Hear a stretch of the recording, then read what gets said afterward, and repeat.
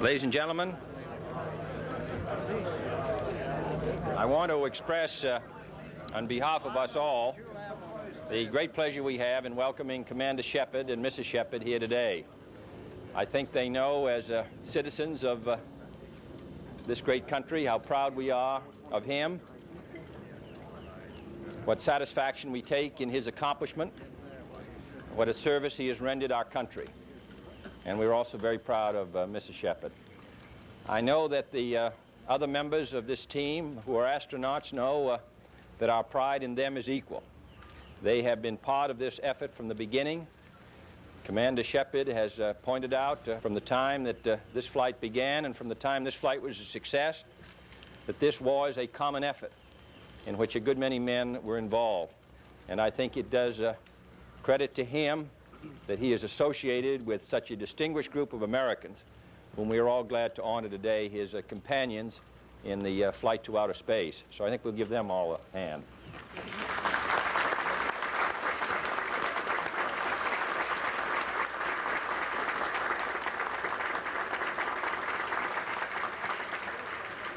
They are the tanned and healthy ones. The others are Washington employees. I also want to pay a particular tribute to some of the people who worked on this flight. Robert Gilruth, who's director of the Space Task Force Group at Langley Field. Walter Williams, the operations director of Project Mercury. The NASA Deputy Administrator, Dr. Hugh Dryden. Lieutenant Colonel Glenn, Jr. And, of course, of Jim Webb, who's head of NASA. Most of these names are unfamiliar. If this flight had not been an overwhelming success, these names would be very familiar to everyone. So I think that it's very appropriate that, that in this success that their work should be acknowledged. And I also want to pay cognizance of the fact that this flight was made out in the open with all the possibilities of failure, which would have been damaging to our country's prestige.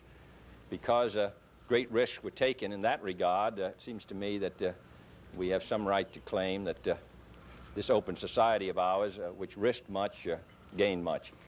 Now I want to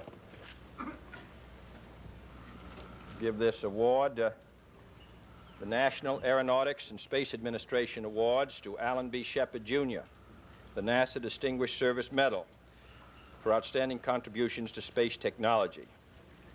His flight as the first United States astronaut was an outstanding contribution to the advancement of human knowledge of space technology and a demonstration of man's capabilities in suborbital space flight.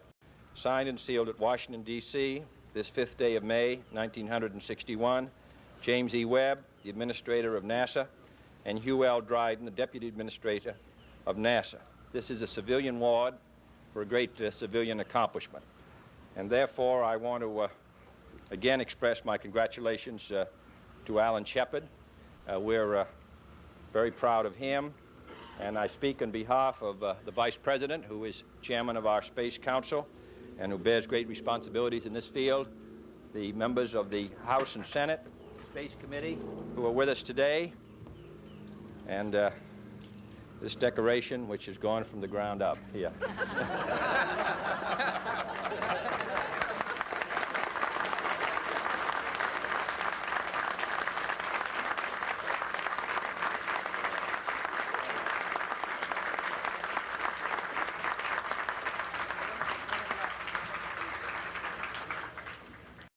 Thank you very much, Mr. President and Mr. Webb.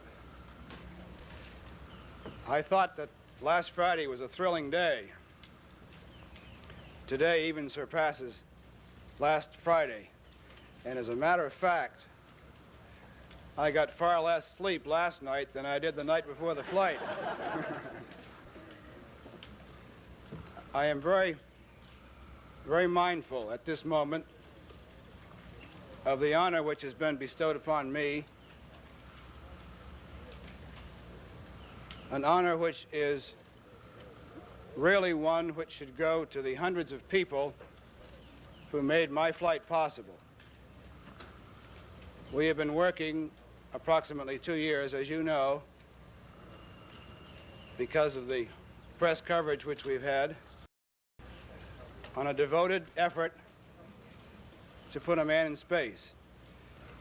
And it is really to these hundreds of people that the accolades of today should go. We are most anxious to talk with the President here in a few minutes to tell him about our flight. And I understand we have a chance later on today to tell you all and to tell the world about it. Thank you very much.